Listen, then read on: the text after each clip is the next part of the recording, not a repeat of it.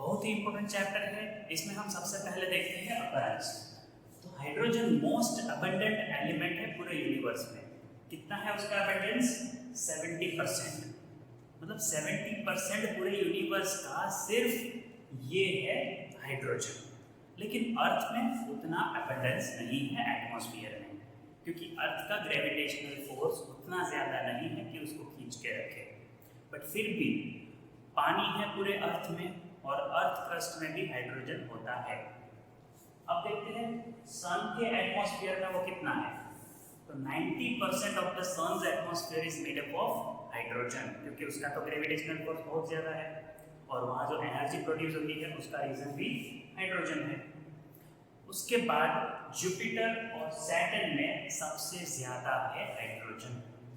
Jupiter और Saturn ऐसा भी बोल सकते हो कि हाइड्रोजन से बना हुआ है, उतना हाइड्रोजन उसके एटमॉस्फेयर में है। सो ये अपीयरेंस की बात हुई। अब हम देखते हैं पोजीशन। पीरियोडिक टेबल में हाइड्रोजन का पोजीशन बहुत ही कंफ्यूजिंग है। हमने उसको अल्कली मेटल एटम के साथ रखा क्योंकि वो +1 ऑक्सीडेशन स्टेट देता है। So it behaves like a metal. कब? जब वो रिएक्ट करता है नॉन मेटल के साथ। जैसे देखो फ्लोरीन के साथ, ऑक्सीजन के साथ, नाइट्रोजन के साथ, उसका ऑक्सीडेशन स्टेट होता है +1। लेकिन अगर वो मेटल के साथ रिएक्ट करता है तो हेलोजन के जैसा बिहेव करता है, उसका ऑक्सीडेशन स्टेट हो जाता है -1। जैसे एग्जांपल देखो, मेटल के साथ रिएक्ट हुआ सोडियम, कैल्शियम, एल्यूमिनियम, तो यहाँ पे hydrogen as a non metal behave करता है। सो उसका जो कैरेक्टरिस्टिक है, उसका जो प्रॉपर्टी है, वो मेटल जैसा भी है और नॉन मेटल जैसा भी है, और इसीलिए उसको कहते हैं रॉग एलिमेंट। मतलब वो चीटर जैसा है। कभी वो बोलता है मैं मेटल हूँ, कभी बोलता है मैं नॉन मेटल हूँ।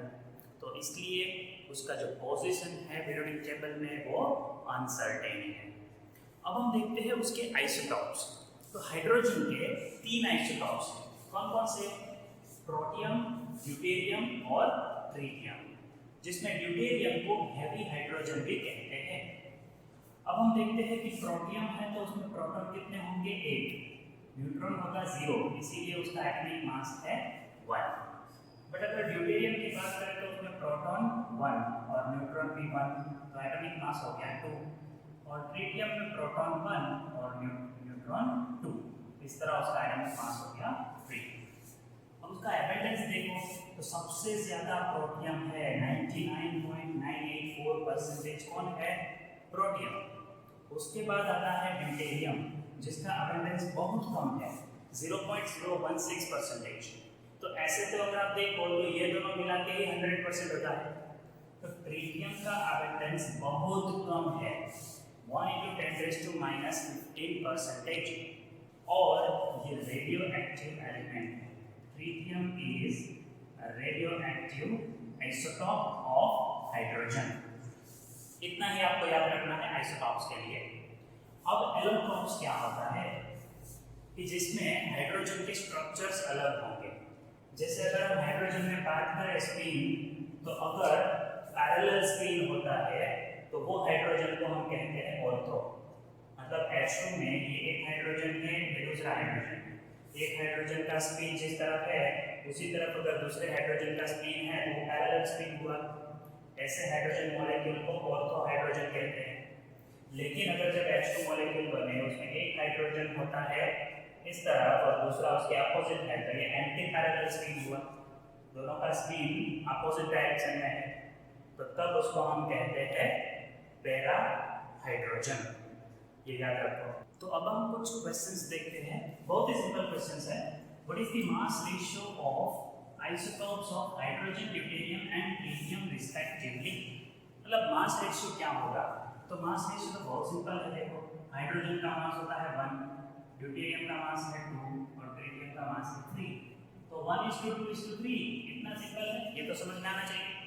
नेक्स्ट देखते हैं, in which of the following hydrogen has -1 oxidation state? अगर ऐसा पूछ लिया तो आपको देखना है HF, इसमें F ज्यादा इलेक्ट्रोनेगेटिव है, +1 होगा। S ज्यादा इलेक्ट्रोनेगेटिव, फिर से +1 होगा। फास्फोरस ज्यादा इलेक्ट्रोनेगेटिव, फिर से +1 होगा। तो लिथियम हाइड्राइड में ये लिथियम जो है वो कैसा होता है? +1 तो हाइड्रोजन होगा -1, क्योंकि लिथियम इलेक्ट्रोपॉजिटिव है, सो वहाँ पे हाइड्रोजन होगा इलेक्ट्रोनेगेटिव एलिमेंट, याद रखिए इसको। तो अब हम देखेंगे प्रिपरेशन ऑफ हाइड्रोजन। तो हाइड्रोजन को कैसे प्रिपेयर कर सकते हैं, तो सबसे पहले देखते हैं लेबोरेटरी मेथड। मतलब लैब में अगर हमें हाइड्रोजन प्रिपेयर करना है तो बहुत ही सिंपल है। H2SO4 सॉल्यूशन लेंगे, वो भी डाइल्यूट, और उसमें जिंक मेटल ऐड करेंगे तो जिंक सल्फेट बनेगा और हाइड्रोजन गैस रिलीज होगा। देखो H2SO4 में जिंक ऐड करने से जिंक सल्फेट बना और हाइड्रोजन गैस रिलीज हुआ। या तो हम बेस ले सकते हैं जैसे NaOH। सो NaOH में हम जिंक ऐड करेंगे तो बनेगा सोडियम जिंकेट, इसको हम क्या लिखेंगे, दिस इज सोडियम जिंकेट, और हाइड्रोजन गैस रिलीज हुआ। सो एसिड में या बेस में जब मेटल ऐड करते हैं तो हाइड्रोजन गैस रिलीज होता है। H2SO4 की जगह हम HCl भी ले सकते हैं तो भी जिंक क्लोराइड और हाइड्रोजन गैस रिलीज होगा। अब हम देखते हैं कुछ इंडस्ट्रियल प्रोसेस, तो उसमें है electrolysis of water.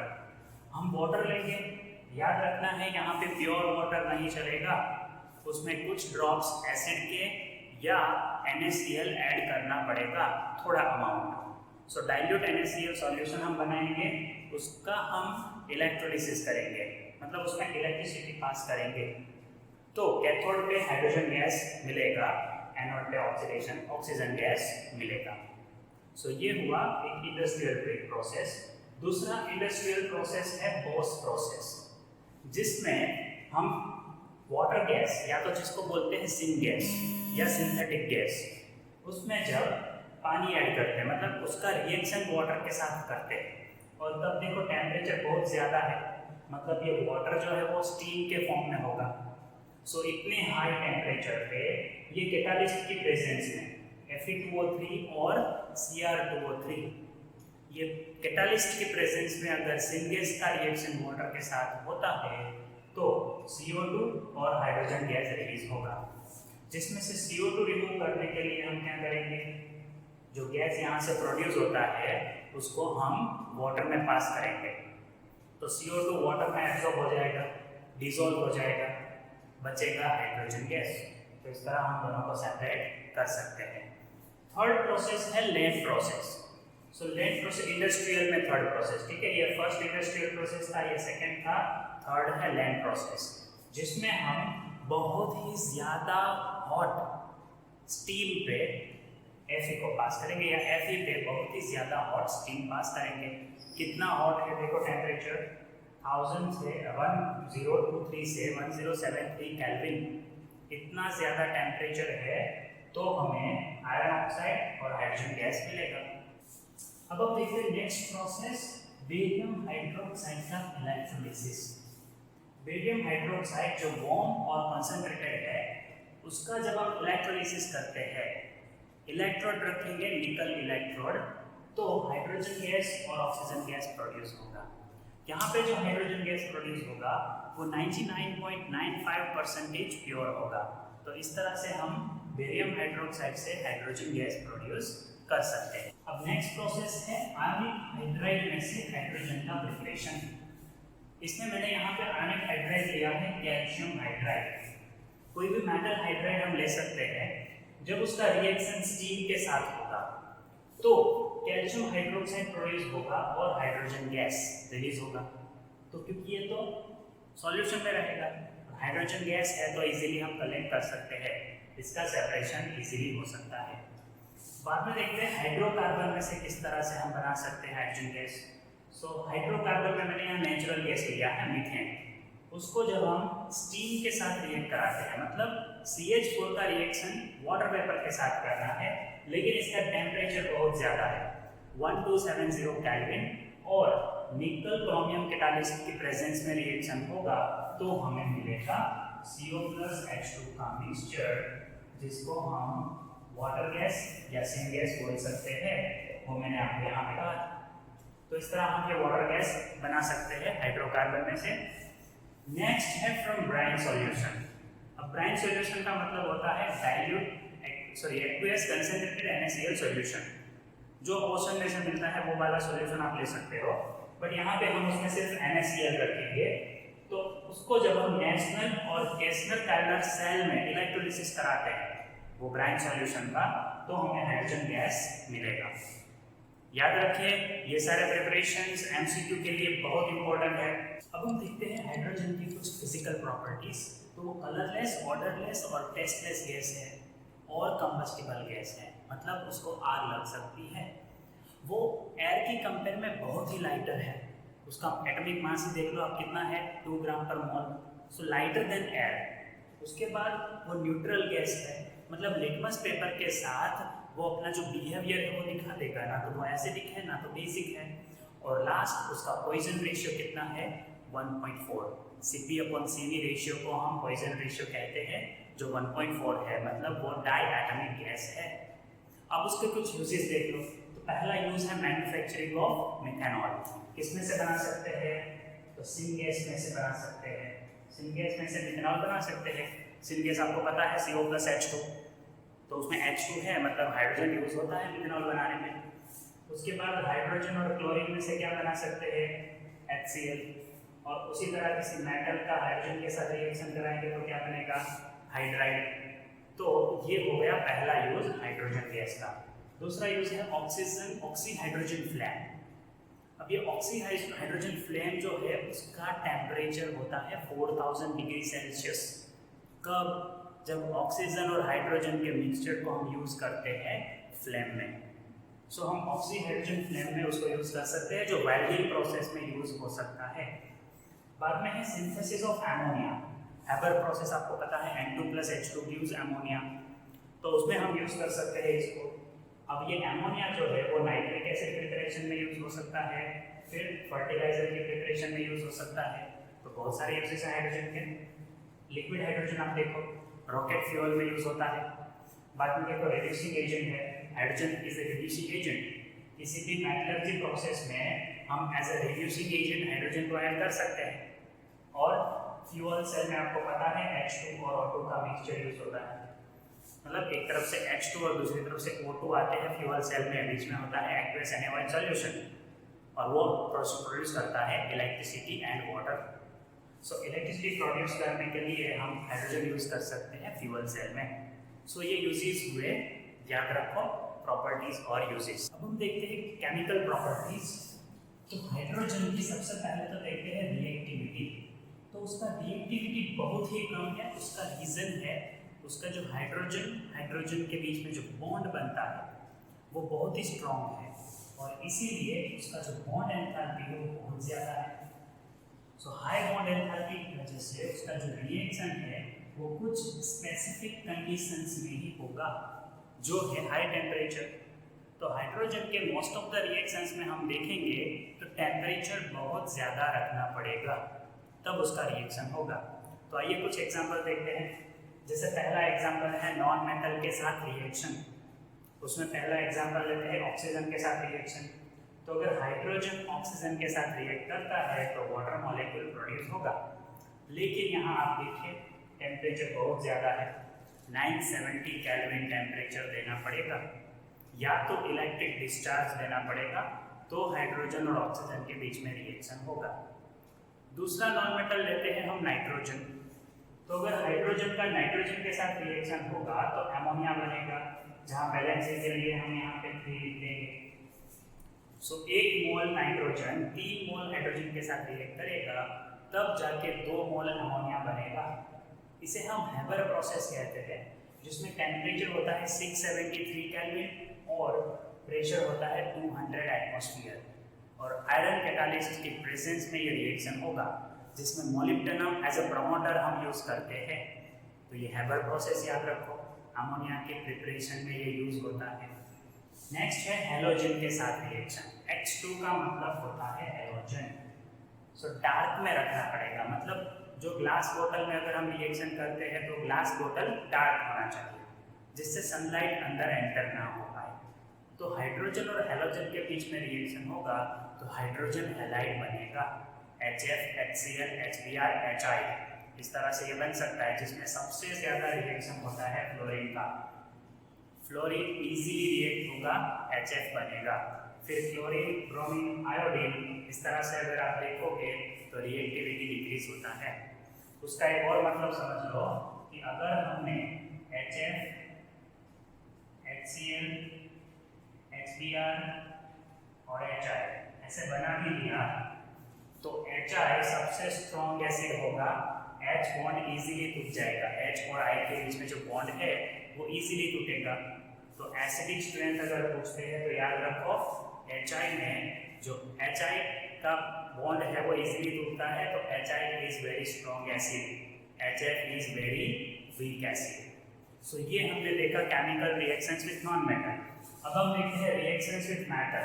So metal में मैंने दो एग्जांपल लिया है, एक अल्कली मेटल और एक अल्कलाइन अर्थ मेटल।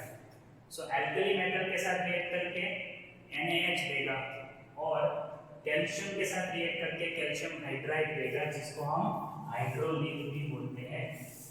कभी एमसीक्यू में पूछ लिया which of the following is hydrolith, so याद रखो calcium hydride is called hydrolith. अब हम देखते हैं reducing action of dihydrogen gas. मतलब dihydrogen gas as a reducing agent भी यूज हो सकता है। जैसे कॉपर ऑक्साइड के साथ जब हाइड्रोजन रिएक्ट करता है तो कॉपर का उसने रिडक्शन किया और H2O प्रोड्यूस हुआ। सो यहाँ पे हाइड्रोजन रिड्यूसिंग एजेंट है। इसके बाद हम देखते हैं रिएक्शंस विद मेटल आयन और ऑक्साइड। सो मेटल आयन में मैंने एग्जांपल लिया है पैलेडियम आयन। सो H2 जब पैलेडियम आयन के साथ रिएक्ट करेगा तो उसका रिडक्शन कर देगा, पैलेडियम आयन में से पैलेडियम बन गया और खुद क्या हो गया H+, मतलब खुद का ऑक्सीडेशन किया, सो पैलेडियम आयन का रिडक्शन किया। दूसरा एग्जांपल है मेटल ऑक्साइड का। सो अभी हमें मेटल नहीं पता कौन सा है, इसलिए हमने उसका वैलेंसी कितना रखा है Y और ऑक्सीजन का वैलेंसी X।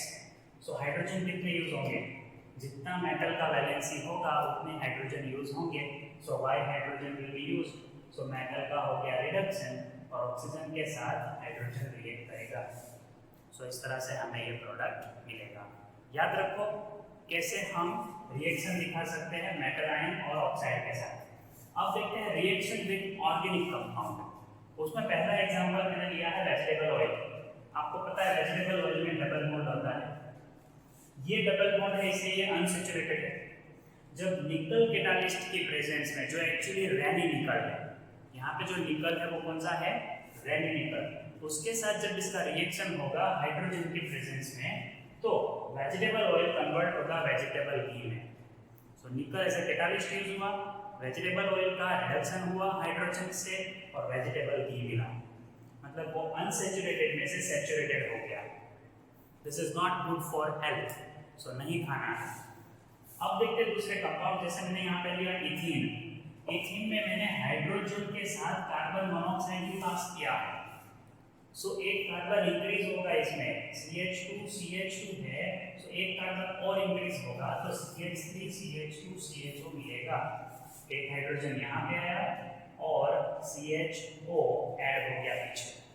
देखो ये H2 में से एक हाइड्रोजन यहाँ पे आएगा और एक H बचा, वो CO के साथ क्या बनाएगा, CHO, सो लास्ट में ज्वाइन हो गया। सो एक कार्बन इंक्रीज हुआ और एल्डिहाइड मिला, एल्कीन में से एल्डिहाइड मिला। लेकिन कैटालिस्ट देखो कोबाल्ट कार्बोनिल कॉम्प्लेक्स, वो यहाँ कैटालिस्ट है। अब ये एल्डिहाइड के साथ फिर से हाइड्रोजन का रिएक्शन कराएंगे, लेकिन अब कैटालिस्ट कौन है, निकल। सो निकल क्या करेगा, यहाँ पे एक हाइड्रोजन ऐड करेगा और एक हाइड्रोजन यहाँ ऐड करेगा, तो ये एल्डिहाइड है वो अल्कोहल में कन्वर्ट हो गया। इसको हम कहेंगे प्रोपेनॉल। ये प्रोपेनॉल कौन से एल्डिहाइड में से मिला, प्रोपेनॉल में से। सो प्रोपेनॉल में से प्रोपेनॉल मिला, जिसको हम बोल सकते हैं 1 प्रोपेनॉल, क्योंकि फर्स्ट कार्बन पे OH है। सो ऑर्गेनिक कंपाउंड के साथ भी हाइड्रोजन रिएक्ट होता है। एक बार सारे रिएक्शंस देख लो और याद रखो इसको। अब हम देखते हैं डिफरेंट फॉर्म्स ऑफ हाइड्रोजन। उसमें सबसे पहला फॉर्म है एटॉमिक हाइड्रोजन। ये कैसे बनेगा, अगर हाइड्रोजन गैस में हम इलेक्ट्रिक आर्क पास करते हैं तो हाइड्रोजन एटम के फॉर्म में कन्वर्ट होगा, मतलब हाइड्रोजन के बीच में जो बॉन्ड है वो टूट जाएगा, है ना, उसका होमोलाइटिक फिशन होगा तो हाइड्रोजन एटम मिलेगा। लेकिन इसका हाफ लाइफ बहुत कम है, 0.33 सेकेंड, मतलब ये हाईली अनस्टेबल है, फ्री फॉर्म में नहीं मिलता है। वो क्विकली किसी के साथ रिएक्ट करेगा और उसका रिडक्शन करेगा। सेकेंड है नेसेंट ऑक्सीजन, ये भी इसी तरह से बनता है और हाईली एक्टिव है। जब अगर किसी एसिड में हम मेटल ऐड करते हैं तो हम बोलते हैं कि हाइड्रोजन गैस प्रोड्यूस हुआ, लेकिन एक्चुअली वो नेसेंट हाइड्रोजन होता है, मतलब वो H2 के फॉर्म में नहीं होता है, वो H के फॉर्म में होता है। और ये H जो है जो प्रिपेयर हुआ है, जस्ट उसको हमने प्रिपेयर किया है, तो उसको कहते हैं नेसेंट ऑक्सीजन। ये हमें मिलता नहीं है कि भाई ये ले लो स्टोर में है हमारे पास नेसेंट हाइड्रोजन। जब भी आपको इसकी ज़रूरत है आपको ये प्रिपेयर करना होगा। So it is readily prepared. Nascent hydrogen is very active. It quickly reacts with any substance and reduces it. So ये है nascent hydrogen. उसके बाद है adsorbed hydrogen. मतलब अगर हाइड्रोजन गैस एब्जॉर्ब होता है किसी मेटल पे, जैसे निकल पे या प्लैटिनम पे या पैलेडियम पे, अगर वो एब्जॉर्ब हुआ, प्लैटिनम, पैलेडियम या निकल पे जब उसको एब्जॉर्ब करते हैं तो वो हाइड्रोजन को कहते हैं एब्जॉर्ब हाइड्रोजन।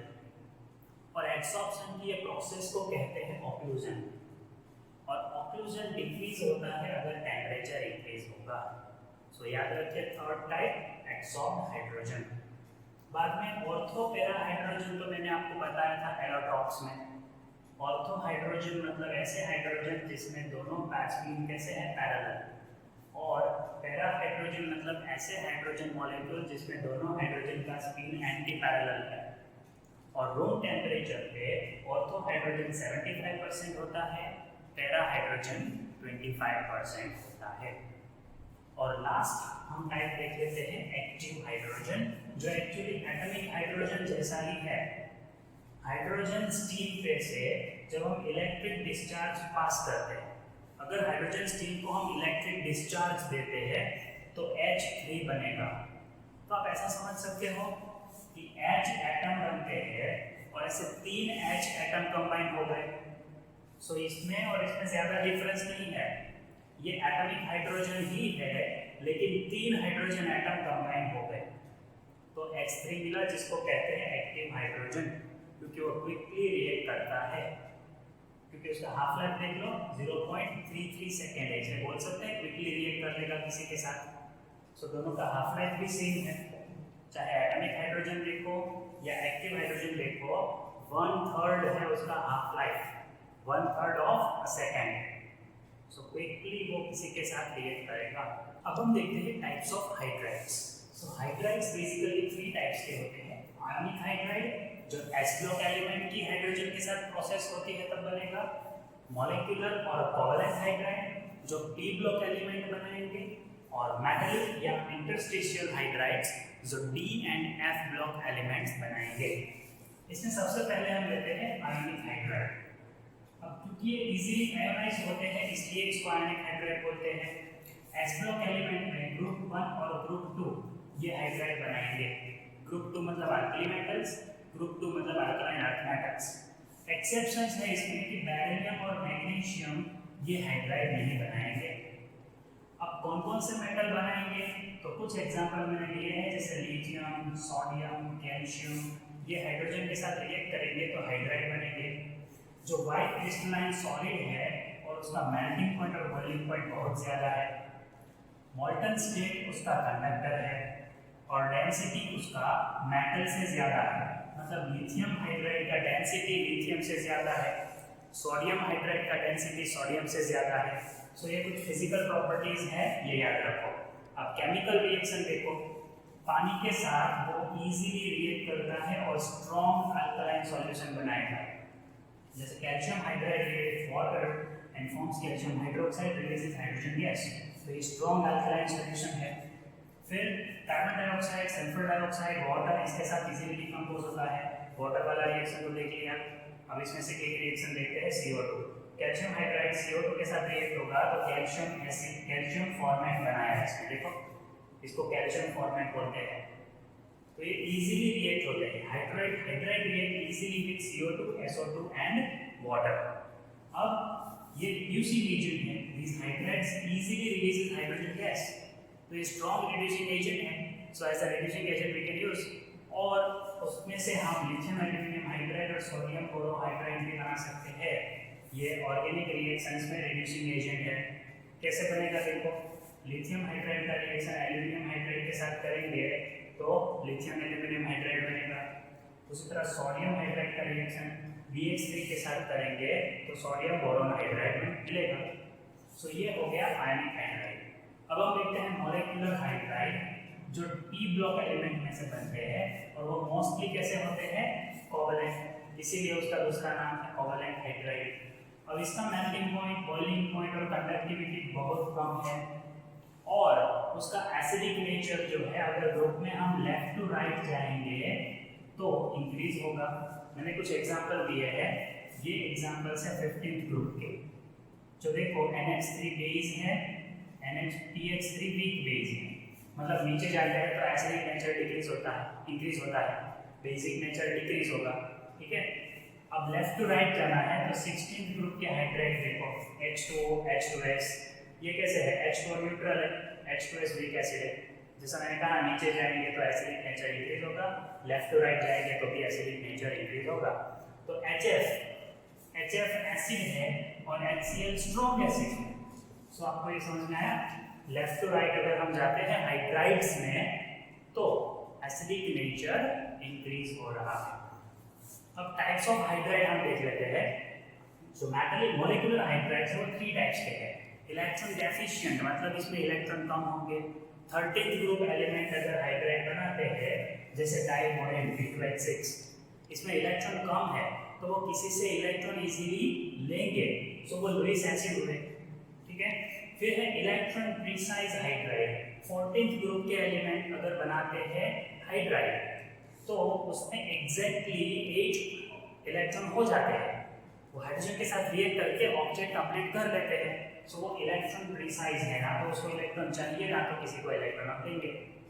फिर आता है इलेक्ट्रॉन रिच हाइड्राइड, जैसे 15, 16 और 17 ग्रुप अगर हाइड्राइड बनाते हैं तो वो इलेक्ट्रॉन रिच होंगे। अगर बात करें हम 15 ग्रुप की तो इसमें एक लोन पेयर है। अगर हम बात करें 16 ग्रुप की तो H2O, इसमें 2 लोन पेयर है। और उसी तरह बात करें अगर 17 ग्रुप की HF, तो इसमें 3 लोन पेयर होती है। ये जो नेगेटिव ग्रुप है उसमें लोन पेयर इंक्रीज हो रहा है। लोन पेयर इंक्रीज हुआ मतलब इलेक्ट्रॉन रिच है ये hydrides, so they are acting as water. So ammonia है बेस, H2O है न्यूट्रल और HF है एसिड। क्यों, लेफ्ट टू राइट जाएंगे तो एसिडिक नेचर इंक्रीज होता है, मैंने आपको कहा। सो याद रखो मॉलिक्यूलर और कोवैलेंट हाइड्राइड। अब देखते हैं नेक्स्ट मेटलिक और इंटरस्टिशियल हाइड्राइड। अब मेटलिक इसलिए क्योंकि ये ज्यादातर D और F ब्लॉक में से बनता है और D F ब्लॉक में तो हमें पता है मेटल्स ही भरे हुए हैं। सो ये मेटलिक हाइड्राइड्स है जिसमें D ब्लॉक में से 3rd, 4th और 5th ग्रुप जो है वो इस तरह के हाइड्राइड बनाएंगे और F ब्लॉक एलिमेंट सारे एलिमेंट इस तरह का हाइड्राइड बना सकते हैं। अब D ब्लॉक में मैंने 3 ग्रुप नहीं लिखे, देखो 7, 8 और 9, ये 3 ग्रुप्स हाइड्राइड नहीं बनाते, डोंट फॉर्म हाइड्राइड, है ना, ये हाइड्राइड्स नहीं बनाते, तो इसीलिए ये ग्रुप्स को कहते हैं हाइड्राइड गैप। बीच में गैप आ गया, वो हाइड्राइड नहीं बनाते हैं। बाकी सारे ग्रुप जो है वो हाइड्राइड बनाते हैं पीरियोडिक टेबल में। अब ये जो मैंने हाइड्राइड गैप बोला इसमें एक एक्सेप्शन है, एक्सेप्शन है क्रोमियम, क्योंकि क्रोमियम का हाइड्राइड बनता है। सो क्रोमियम एक एक्सेप्शन हुआ, बाकी 7, 8 और 9 ग्रुप में हाइड्राइड नहीं बनेंगे। ये पावरफुल रिड्यूसिंग एजेंट है क्योंकि ये भी इजीली हाइड्रोजन रिलीज करेंगे तो किसी का भी रिडक्शन करेंगे। अब दूसरी बात याद रखो, मेटलिक हाइड्राइड को हम नॉन स्टोइकियोमेट्रिक हाइड्राइड भी बोल सकते हैं। क्यों नॉन स्टोइकियोमेट्रिक, क्योंकि देखो उसमें स्टोइकियोमेट्री नहीं है। एक लैंथेनम के साथ 2 हाइड्रोजन या 3 हाइड्रोजन होने चाहिए, बट यहाँ पे तो 2.76 है। उसी तरह एक टाइटेनियम के साथ हाइड्रोजन 2 होने चाहिए, 3 होने चाहिए, 4 कुछ मतलब लिखो तो स्टोइकियोमेट्रिक होगा। यहाँ पे क्या है, TiH 1.73, तो हाइड्रोजन यहाँ पे कैसे नंबर में है, डेसिमल में है, तो ये कैसा हुआ, नॉन स्टोइकियोमेट्रिक हुआ, इसलिए हाइड्राइड को बोलते हैं नॉन स्टोइकियोमेट्रिक हाइड्राइड्स। उसके बाद है इंटरस्टिशियल हाइड्राइड्स। मतलब क्या होता है, हाइड्रोजन बहुत छोटा है तो मेटल के बीच में जो गैप होंगे वहां पे घुस जाएगा, मतलब इंटरस्टिशियल साइड में चला गया, तो इसको हम इंटरस्टिशियल हाइड्राइड भी बोल सकते हैं। तो अब आप याद रखो ये हाइड्राइड के 3 टाइप्स हैं, आयनिक हाइड्राइड, मॉलिक्यूलर हाइड्राइड और मेटालिक हाइड्राइड। अगर एक में से कोई एमसीक्यू बन रहा है तो अब तो आना चाहिए आपको, कोई लॉजिकल यहाँ पे रीजनिंग चीज़ें हैं नहीं, सिंपल मेमोरी बेस्ड एमसीक्यूज आते हैं, तो प्रैक्टिस करो आप। सो अब हम देखते हैं बहुत ही इंपॉर्टेंट टॉपिक वाटर। वाटर के बारे में ये तो आपको पता है कि पूरे अर्थ में सबसे ज़्यादा वाटर डिस्ट्रीब्यूटेड है, तो उसके कुछ फिजिकल प्रॉपर्टीज हमें देखते हैं। तो यहाँ पे देखिए मैंने आपको स्ट्रक्चर दिया है जिसमें आपको 2 लॉन्ग पेयर दिखेंगे और 2 बॉन्ड पेयर, इसीलिए हम इसको बोलते हैं बैंड स्ट्रक्चर। और क्योंकि ऑक्सीजन ज़्यादा इलेक्ट्रोनेगेटिव है तो वो ये पोलैरिटी अपनी तरफ खींचेगा, और इसीलिए देखो उसका पोलैरिटी ज़्यादा है 1.85 डिवाइड, सो ये उसका पोलैरिटी है। और यहाँ ऑक्सीजन का हाइब्रिडाइजेशन क्या है, sp3, 2 बॉन्ड पेयर और 2 लॉन्ग पेयर है तो sp3 हाइब्रिडाइजेशन है, और बॉन्ड एंगल लॉन्ग पेयर की वजह से डिक्रीज हुआ है। देखो हाइड्रोजन हाइड्रोजन के बीच में जो बॉन्ड एंगल है HOH वो 104.5 डिग्री हो गया because of long pair repulsion. ये आपने VSEPR थियरी में पढ़ा है। अब हम देखते हैं कुछ केमिकल प्रॉपर्टीज जिसमें सबसे पहला है नेचर ऑफ वाटर। तो देखो वाटर न्यूट्रल है, उसका रीजन प्योर वाटर में H+ और OH- का कंसंट्रेशन होता है 10⁻⁻7 मोलार एट 25 डिग्री सेल्सियस, तो फिर उसका pH कितना होगा 7, तो न्यूट्रल है। और अगर केमिकल प्रॉपर्टी की बात करें तो वो एम्फोटेरिक है, क्यों, इट कैन सेल्फ आयोनाइज, वो खुद आयोनाइज होकर H+ और OH- रिलीज करता है, तो वो कैसा है, एम्फोटेरिक है इन नेचर। अब देखते हैं उसके रिएक्शंस विद मेटल। तो सोडियम कैल्शियम जैसे मेटल के साथ वाटर इजीली रिएक्ट करता है और एक्सप्लोसिव रिएक्शन देता है, हाइड्रोजन गैस रिलीज होता है और बेस बन जाता है। लेकिन कुछ मेटल्स है जिसके साथ कोल्ड वाटर रिएक्ट नहीं करता, स्टीम रिएक्ट करेगा। सो वो स्टीम का रिएक्शन मैंने दिखाया है, जैसे जिंक, आयरन और मैग्नीशियम स्टीम के साथ रिएक्ट करेंगे और हाइड्रोजन गैस रिलीज होगा, हाइड्रोजन गैस रिलीज होगा। जिंक के साथ मेन प्रोडक्ट होता है जिंक ऑक्साइड, आयरन के साथ आयरन ऑक्साइड, लेकिन मैग्नीशियम के साथ मिलेगा मैग्नीशियम हाइड्रोक्साइड, ठीक है, और as a by product we are getting hydrogen gas. Now we see its reaction with non metal. So non metal के साथ कैसे रिएक्ट करेंगे, तो cold water can react with non metal, जिसमें फ्लोरीन के साथ रिएक्शन है तो H2F2 बनेगा, इसको आप HF भी लिख सकते हो, HF तो 4HF हो जाएगा और ऑक्सीजन गैस रिलीज होगा। लेकिन अगर एक्सेस ऑफ वाटर है तो ओजोन बनेगा, ठीक है, तो H2F2 के साथ ओजोन रिलीज होगा। अगर Cl2 के साथ वाटर का रिएक्शन होता है, कोल्ड वाटर का रिएक्शन, तो HCl के साथ ऑक्सीक्लोराइड मिलेगा, मतलब HClO, हाइपोक्लोरस एसिड, ये मिलता है हमें जब Cl2 रिएक्ट करता है कोल्ड वाटर के साथ।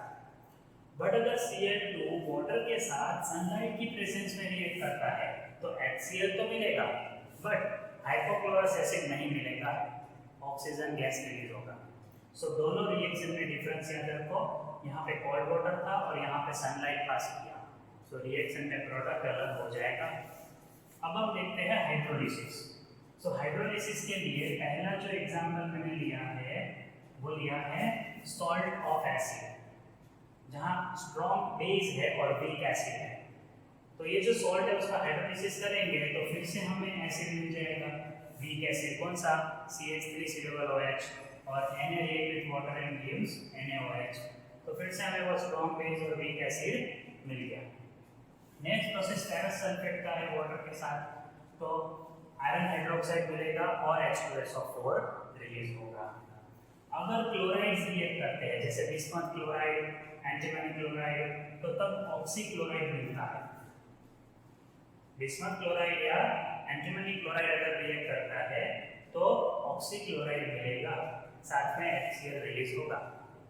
उसके बाद हम देखते हैं कुछ क्लोराइड्स की रिएक्शंस जो नॉन मेटल के साथ रिएक्टेड है, तो वो अगर वाटर के साथ रिएक्ट करते हैं तो क्या मिलेगा, जैसे PCl3 है तो H3PO4 मिलेगा, लेकिन PCl5 है तो H3PO4 है, दोनों में अलग प्रोडक्ट है। देखो PCl3 में H3PO3, गलती से H3PO4 नहीं बोल देना है, H3PO3 मिलेगा, और PCl5 है तो H3PO4 बनेगा। दोनों अलग एसिड है, इसमें जो N फैक्टर है वो अलग है, इसमें भी N अलग है। यहाँ पे आएगा 2 और यहाँ पे आएगा 3। ये तीनों हाइड्रोजन रिलीज हो सकते हैं, यहाँ पे तीनों रिलीज नहीं हो सकते। फिर SO2Cl2 react with water to give H2SO4 and HCl, दोनों एसिड रिलीज हुए। और अगर सिलिकॉन टेट्राक्लोराइड रिएक्ट करता है तो H2SiO3 बनेगा। HCl तो सब में रिलीज होता है, जो मेन प्रोडक्ट रिलीज हुआ वो आप याद रखो।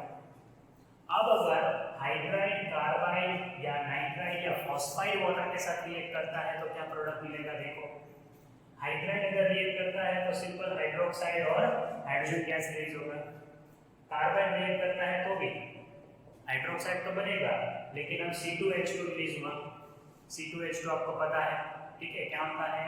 एसिटिलीन या इथाइन बोल सकते हो। फिर है Al4C3, मतलब एल्यूमिनियम कार्बाइड अगर रिएक्ट हुआ तो हाइड्रोक्साइड के साथ मीथेन रिलीज हुआ। अब देखना दोनों कार्बाइड में जो बाई प्रोडक्ट है वो अलग हो गया। उसके बाद अगर नाइट्राइड है तो बाई प्रोडक्ट एमोनिया है। देखो, हाइड्रोक्साइड तो मिलेगा ही, बाई प्रोडक्ट याद रखो कि अगर नाइट्राइड, मैग्नीशियम नाइट्राइड रिएक्ट हुआ तो एमोनिया रिलीज हुआ, मतलब नाइट्राइड के साथ एमोनिया रिलीज होता है। लेकिन अगर वाटर फॉस्फाइड के साथ रिएक्ट करेगा तो PH3 रिलीज होगा। N है तो NH3, P है तो PH3। मेन प्रोडक्ट आपको पता है हाइड्रोक्साइड होगा, बाई प्रोडक्ट आपको याद रखना है नाइट्रोजन के साथ NH3, फास्फोरस के साथ PH3 रिलीज होगा। रिएक्शन से एक बार रन करो। तो हमारा नेक्स्ट टॉपिक है हार्डनेस। हार्डनेस क्या होता है? तो वाटर में जब बाइकार्बोनेट, क्लोराइड, सल्फेट प्रेजेंट होता है कैल्शियम या मैग्नीशियम का, तब हम वो वाटर को कहते हैं हार्ड वाटर। याद रखिए, कैल्शियम और मैग्नीशियम का बाइकार्बोनेट, क्लोराइड या सल्फेट अगर पानी में प्रेजेंट है तो उसको हार्ड वाटर कहेंगे। अच्छा, ये तो हो गई स्ट्रक्चर की बात। बिना स्ट्रक्चर जाने कैसे पता चलेगा कि जो वाटर है वो हार्ड वाटर है? तो अगर सॉल्ट के साथ कोई वाटर कम प्रोड्यूस करता है, मतलब सॉलिड मास प्रोड्यूस करता है जो कपड़े पे चिपक जाता है, तो उसे कहते हैं हार्ड वाटर। या तो सॉल्ट के साथ अगर वाटर लेदर प्रोड्यूस नहीं करता, वो झाग प्रोड्यूस नहीं करता, तो उसे कहते हैं हार्ड वाटर। उसका रीजन है कैल्शियम और मैग्नीशियम पानी में प्रेजेंट है, बाइकार्बोनेट, क्लोराइड या सल्फेट के फॉर्म में।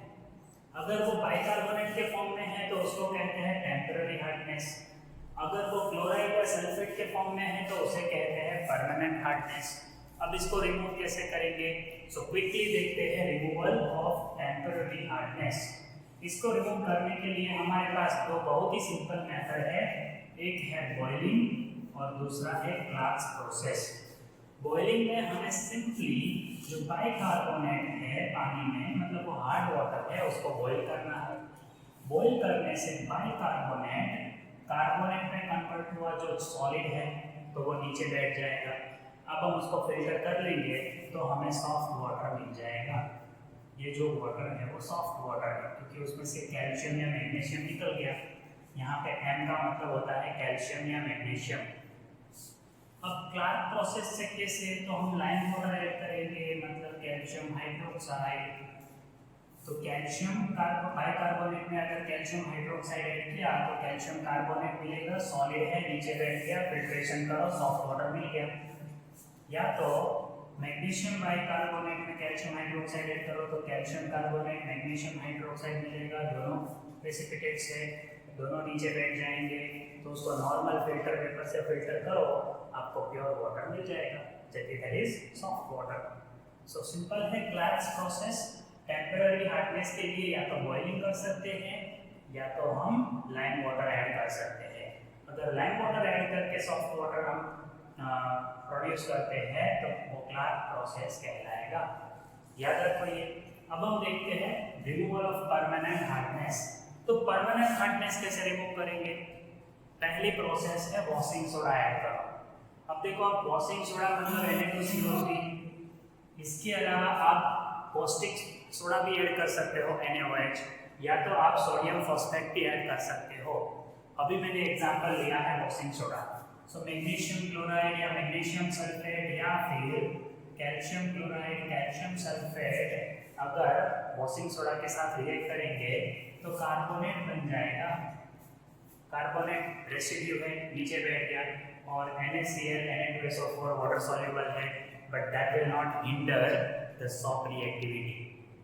तो ये हो गया सॉफ्ट वाटर बनाने का पहला प्रोसेस, मतलब हार्ड वाटर हम इस तरह से सॉफ्ट कर सकते हैं। सेकेंड है कैल्विन प्रोसेस। इसमें आपको याद रखना है ये मॉलिक्यूल Na6P6O18, इसको कहते हैं कैल्विन।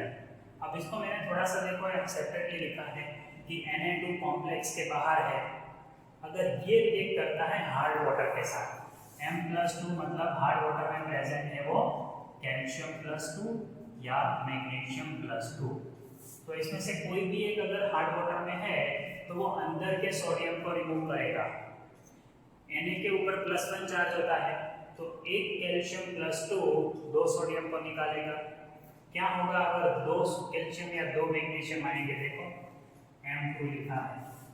सो अगर दो कैल्शियम आयन या दो मैग्नीशियम आयन कैल्विन के साथ रिएक्ट करेंगे तो 4 सोडियम जो अंदर है वो बाहर निकल गए, और ये वाटर सॉल्युबल है, बट ये कॉम्प्लेक्स अब सॉफ्ट की रिएक्टिविटी को कोई प्रॉब्लम करेगा नहीं, तो लेदर इजीली बनेगा। Next permutit process. अब परम्यूटेड क्या होता है? जियोलाइट। जियोलाइट क्या होता है? सोडियम एल्यूमिनोसिलिकेट, है ना, सोडियम एल्यूमिनोसिलिकेट, इसको हम जियोलाइट कहते हैं, जिसको हम शॉर्ट में Na2Z लिखेंगे। ये जो पूरा ये मॉलिक्यूल है इसको हमने नाम दे दिया Z, तो Na2Z ऐसा लिखा। सो जो हार्ड वाटर में कैल्शियम या मैग्नीशियम है वो ये सोडियम को रिप्लेस करेगा, ठीक है, तो उसको रिप्लेस करके खुद आ गया वहाँ पे, और सोडियम आएगा पानी में।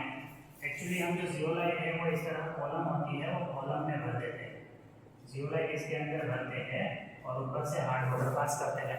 तो जब ऊपर से हार्ड वाटर पास करते हैं तो हार्ड वाटर में जो कैल्शियम या मैग्नीशियम है वो सोडियम को रिप्लेस करके जियोलाइट के साथ रिएक्ट करेगा, तो कॉलम में कौन फंस गया?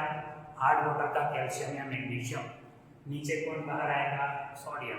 अब वो तो वाटर को हार्ड नहीं बनाता, तो इस तरह से हम हार्ड वाटर में जो हार्डनेस है उसको रिमूव कर सकते हैं। परम्यूटेड के अलावा दूसरा है सिंथेटिक केटायन एक्सचेंज रेजिन। ये रेजिन जो है दो तरह के होते हैं, केटायन एक्सचेंज और एनायन एक्सचेंज। अभी हमें केटायन को एक्सचेंज करना है, इसलिए मैंने लिखा है केटायन एक्सचेंज रेजिन, जिसमें बहुत ही बड़े मॉलिक्यूल के साथ SO3H होता है। R है लॉन्ग चेन ऑफ कार्बन, उसके साथ SO3H है, वो H को पहले हम रिप्लेस करके Na+ ऐड करेंगे।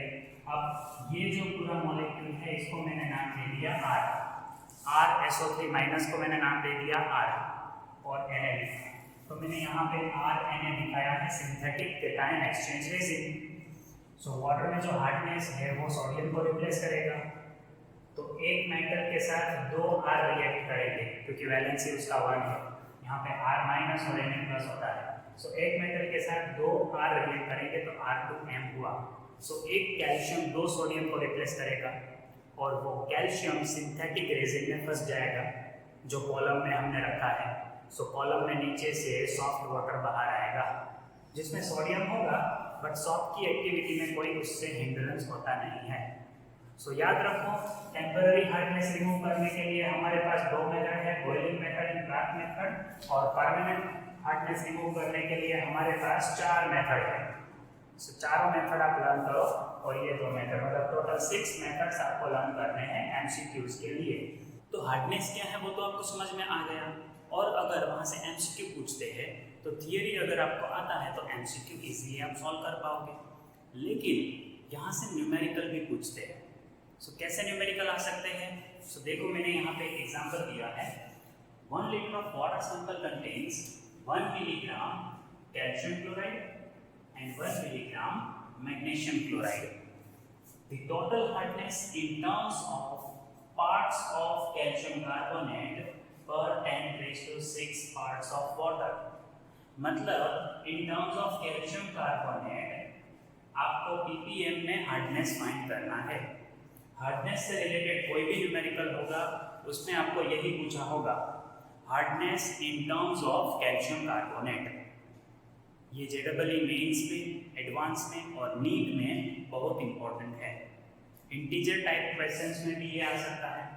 सो इसको कैसे सॉल्व करेंगे, देखो आपको जो भी सॉल्ट दिए हैं उसको आप कैल्शियम कार्बोनेट से कंपेयर करो। जैसे पहले मुझे कंपेयर करना होगा कैल्शियम क्लोराइड को किसके साथ, कैल्शियम कार्बोनेट के साथ। उसके बाद मैं कंपेयर करूँगा मैग्नीशियम क्लोराइड को, क्योंकि वो दूसरा सॉल्ट है, और इस तरह से उसको कैल्शियम कार्बोनेट के साथ कंपेयर करूँगा। अब कंपेयर करने के लिए आपको लिखना है यहाँ पे उसका atomic mass, molecular mass sorry. तो कैसे मिलेगा, इसका एटॉमिक मास 40 है, इसका एटॉमिक मास 35.5 इंटू 2 करोगे, फिर दोनों को ऐड करो, तो आपको यहाँ पे आंसर मिलेगा 11 ग्राम, 111 ग्राम। तो कैल्शियम कार्बोनेट कितना होता है atomic molecular mass 100, atomic mass को प्लस करो आपको मिलेगा 100 ग्राम। अब ग्राम की जगह आप मिलीग्राम भी लिख सकते हो, 111 मिलीग्राम इक्वल टू 100 मिलीग्राम। और अब आप देखो कि कैल्शियम कार्बोनेट, कैल्शियम क्लोराइड कितना दिया है 1 मिलीग्राम, सो यहाँ लिखो 1 मिलीग्राम। तो अब यहाँ कितना आएगा 111 के लिए 100 ग्राम मिलीग्राम चाहिए, तो 1 मिलीग्राम के लिए कैल्शियम कार्बोनेट कितना चाहिए। तो आपको इजीली मिलेगा, क्रॉस मल्टीप्लाई करो 1 इंटू 100 डिवाइड बाई 111 और ये आंसर होगा 0.90। सो इतना milligram in terms of calcium chloride हुआ, इसके लिए कैल्शियम क्लोराइड के लिए कैल्शियम कार्बोनेट इतना होगा वाटर में, ऐसा आप बोल सकते हो। अब मैग्नीशियम क्लोराइड का आप फाइंड करो पहले तो मॉलिक्यूलर मास, मैंने फाइंड करके रखा है मैग्नीशियम और क्लोरीन उसके एटॉमिक मास को प्लस करके। तो अब ये तो पता है आपको कैल्शियम कार्बोनेट कितना होगा 100। अब इसको मिलीग्राम में लिखेंगे, ग्राम की जगह अगर हम मिलीग्राम लिखते हैं। अब मैग्नीशियम क्लोराइड कितना मिलीग्राम है 1 मिलीग्राम, उसके लिए कितना कैल्शियम कार्बोनेट चाहिए वो आप फाइंड करो। सो 1 इंटू 100 डिवाइड बाई 90, ये आपको मिलेगा calcium carbonate 1 into 100 divide by 90। सो ये आंसर होगा 1.05। कैलकुलेट करके देखो। अब देखो अगर आपको सिर्फ ये दिया है तो आप ये आंसर लिख दोगे, सिर्फ ये दिया है अगर ओनली मैग्नीशियम क्लोराइड तो ये आंसर लिख दोगे। अभी दोनों है ना, सो आपको इसका टोटल करना होगा। So total calcium carbonate is 0.90 plus 1.05 milligram, total करो 1.95 मिलीग्राम। अब आपको इन टर्म्स ऑफ 10⁶ पार्ट पूछा है, मतलब ppm में पूछा है। सो ppm होता है मिलीग्राम अपॉन लीटर। 1 लीटर में जितना मिलीग्राम होगा उसको कहते हैं पार्ट्स पर मिलियन। अभी आपको ये कितना दिया है 1 लीटर सॉल्यूशन है, देखो 1 लीटर मतलब नीचे 1 आएगा और ऊपर मिलीग्राम कितना है 1.95। सो ये हो गया 1.95 ppm। मतलब अगर 1 मिलीग्राम कैल्शियम क्लोराइड और 1 मिलीग्राम मैग्नीशियम क्लोराइड है तो in terms of calcium carbonate hardness कितना हुआ 1.95 ppm। ऑप्शंस देखो, ये रहा।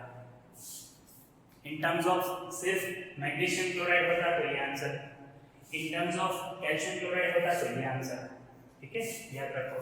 Sorry this in terms of calcium chloride and this in terms of magnesium chloride, लेकिन अभी दोनों प्रेजेंट है तो ये आपका आंसर होगा।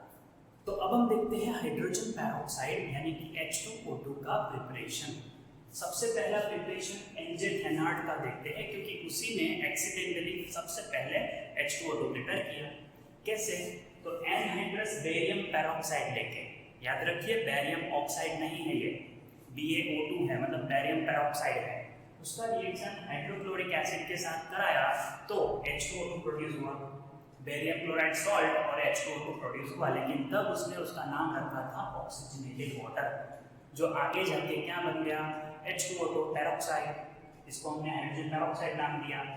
सेकेंड प्रिपरेशन है डाइल्यूट H2SO4 से, जिसमें हम 20% H2SO4 लेंगे, उसका रिएक्शन पहले अगर बेरियम पेरोक्साइड के क्रिस्टल के साथ कराएंगे तो बेरियम सल्फेट H2O2 और H2O जो वाटर ऑफ क्रिस्टलाइजेशन है वो रिलीज हो जाएगा। सो इस तरह बेरियम पेरोक्साइड के क्रिस्टल में से हम H2O2 प्रिपेयर कर सकते हैं।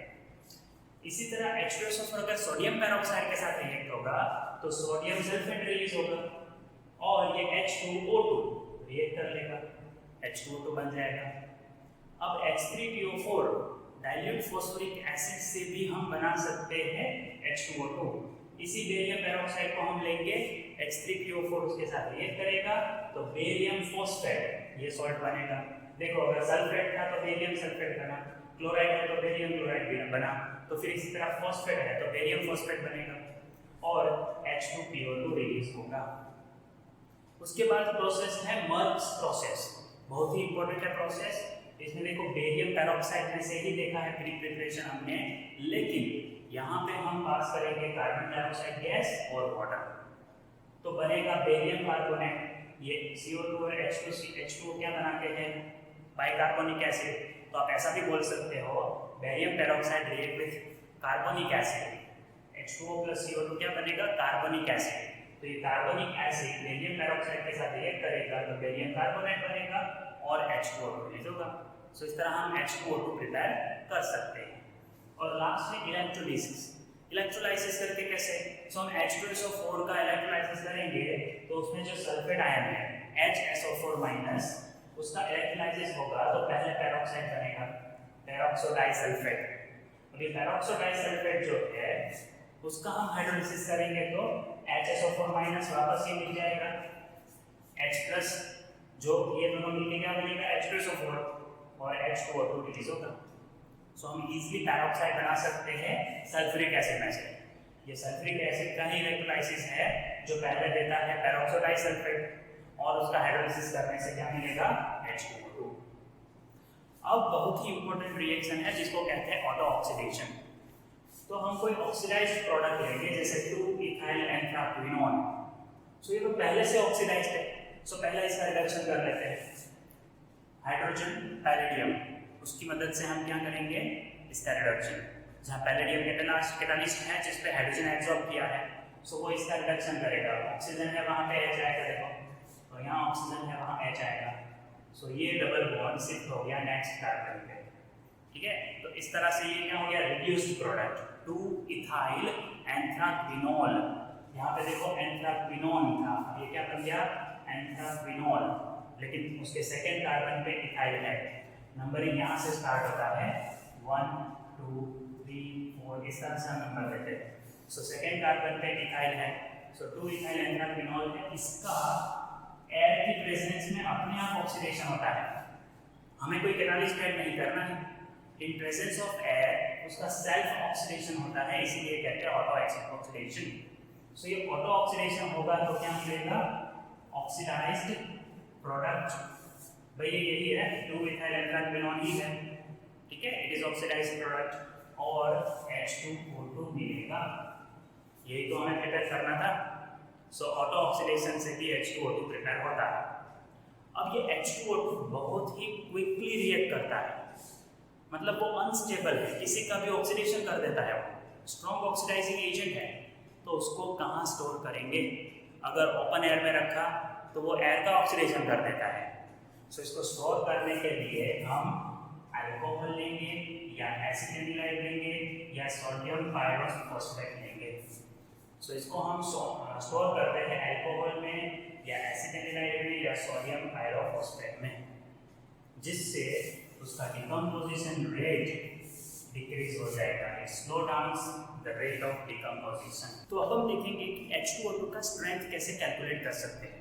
तो H2O2 का स्ट्रेंथ जनरली हम वॉल्यूम में एक्सप्रेस करते हैं, लेकिन वॉल्यूम किसका, सो O2 का कितना वॉल्यूम लिबरेट होता है उसके टर्म्स में हम H2O2 का स्ट्रेंथ दिखाएंगे।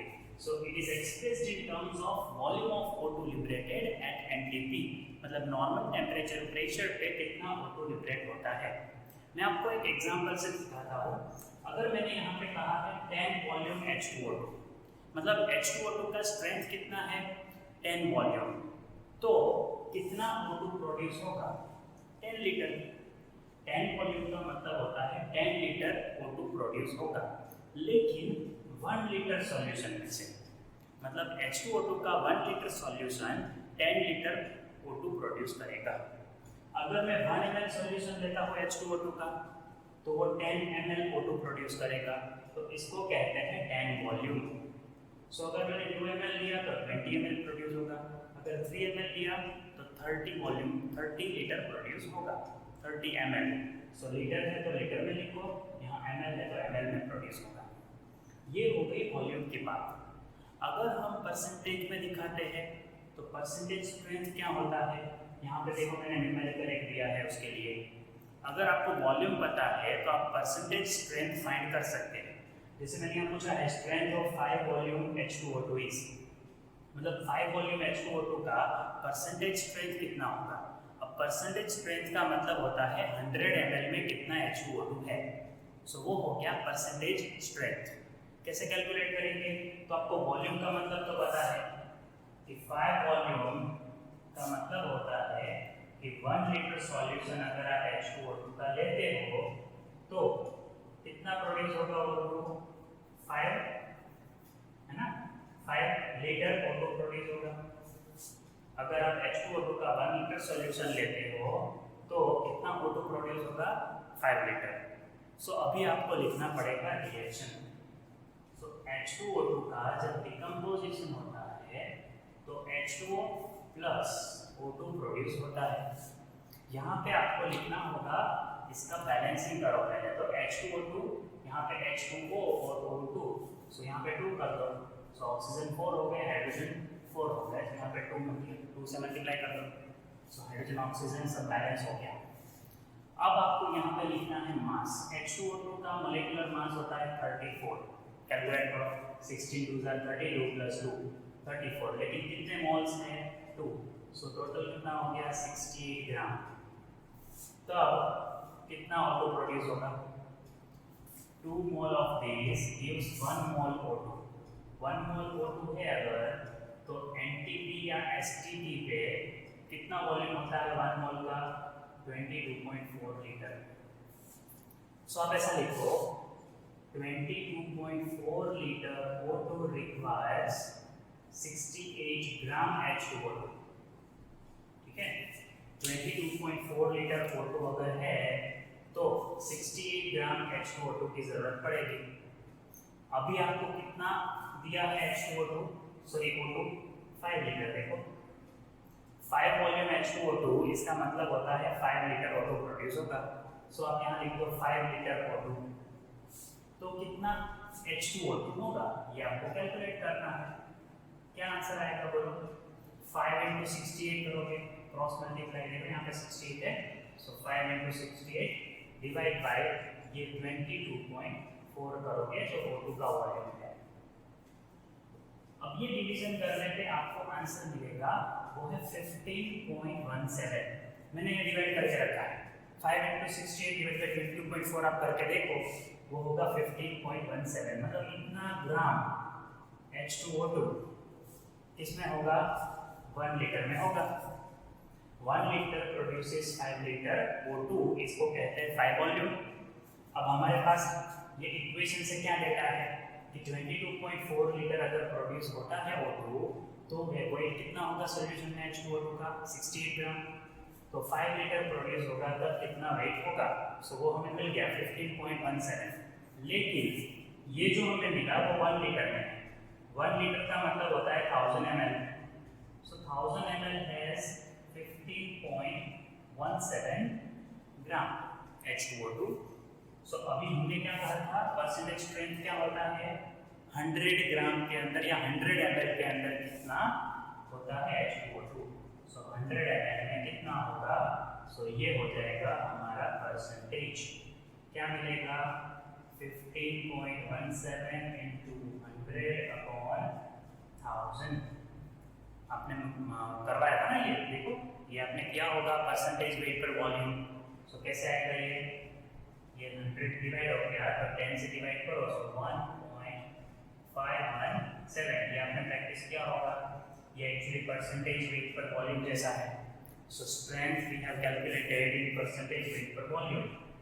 परसेंटेज वेट पर वॉल्यूम में स्ट्रेंथ आया 1.517। तो ऑप्शंस में देखो 1.5 इज क्लोज, तो ये आपको टिक करना होगा। याद रखो वॉल्यूम स्ट्रेंथ का मतलब होता है 1 लीटर प्रोड्यूसेस 10 लीटर। अभी हमें 5 वॉल्यूम दिया था, सो 1 लीटर प्रोड्यूस 5 लीटर।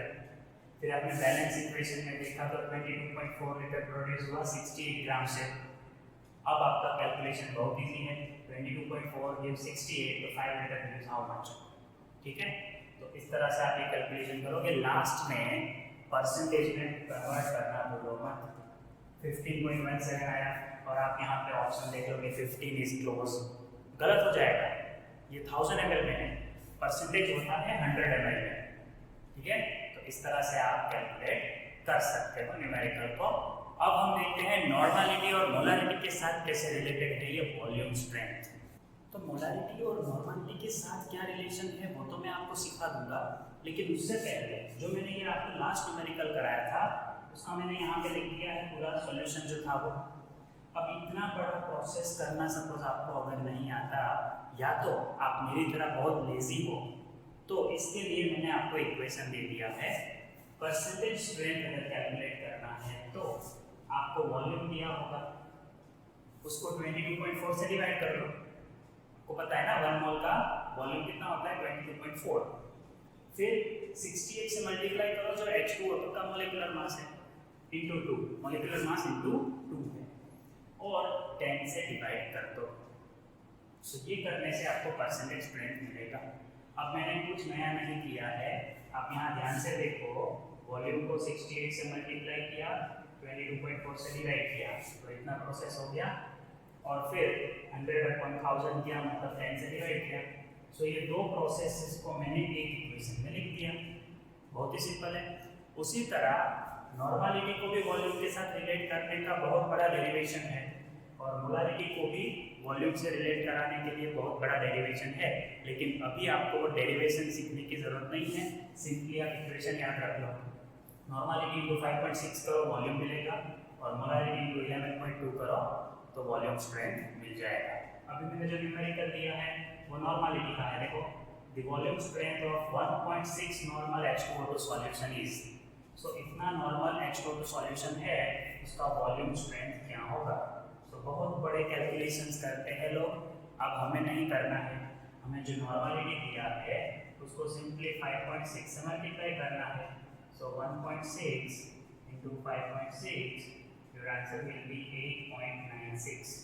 ये हो गया volume strength, B is the answer। 1 minute से भी कम टाइम में आपका आंसर आ जाएगा।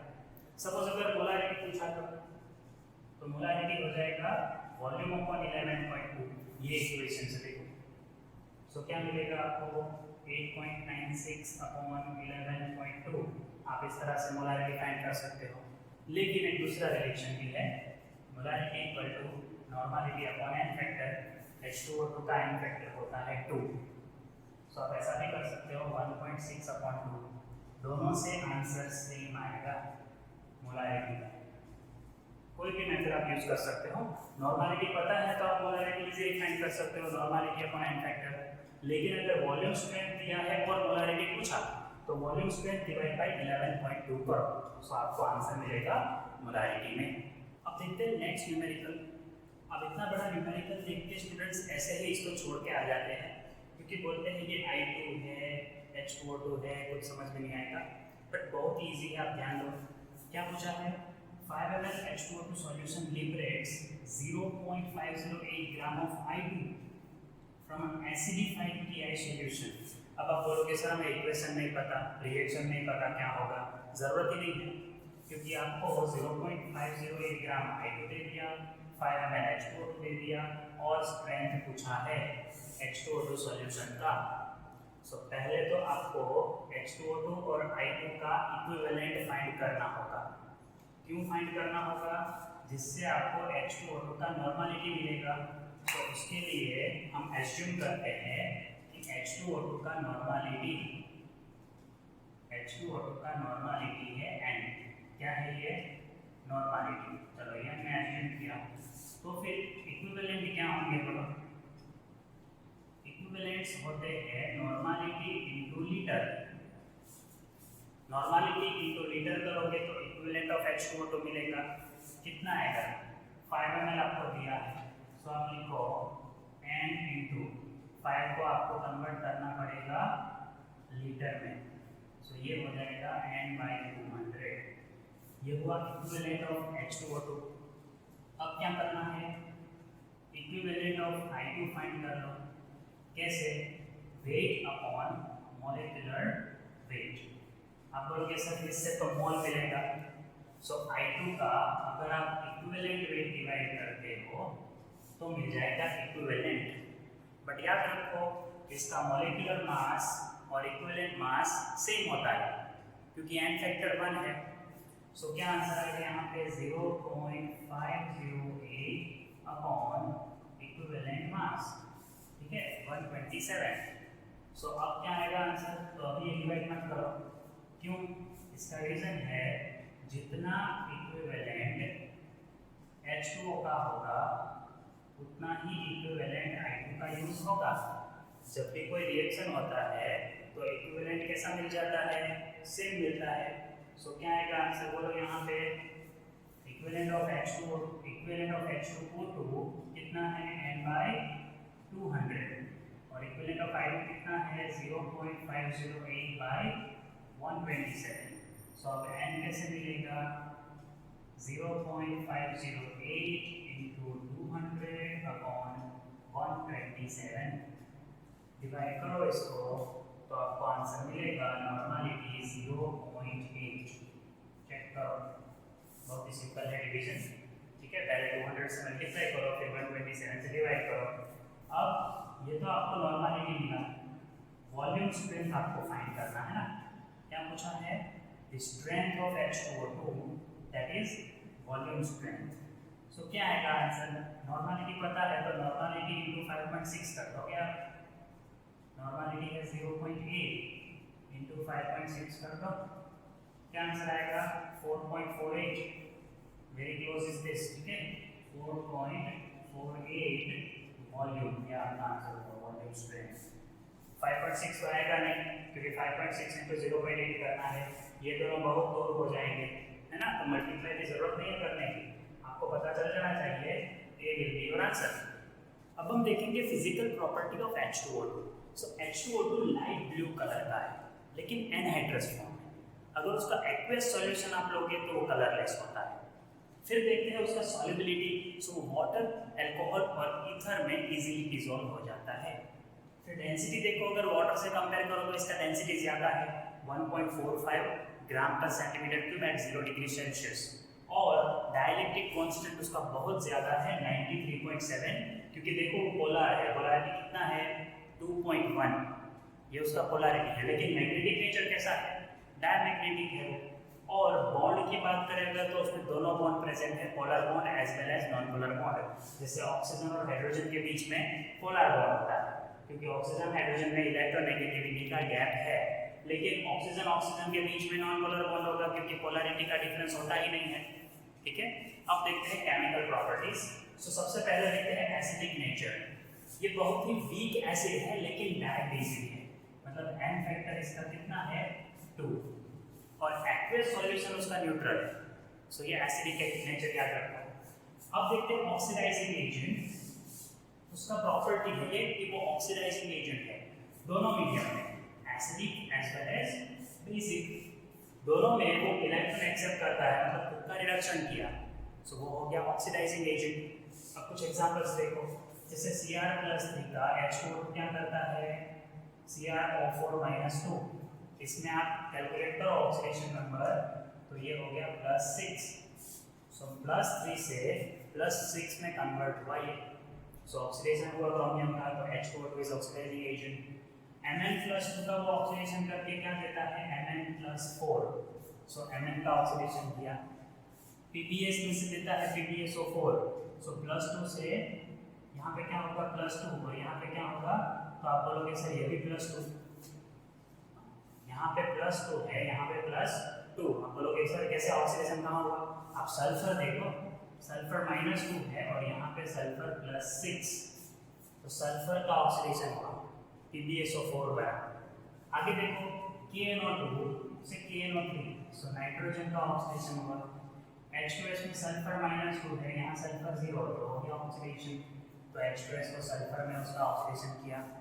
बाद में Ki, उसमें I-1 होता है, इसमें से I2 बन गया, सो पोटेशियम आयोडाइड में से आयोडीन गैस रिलीज हुआ, आयोडोमेट्री में यूज होता है ये।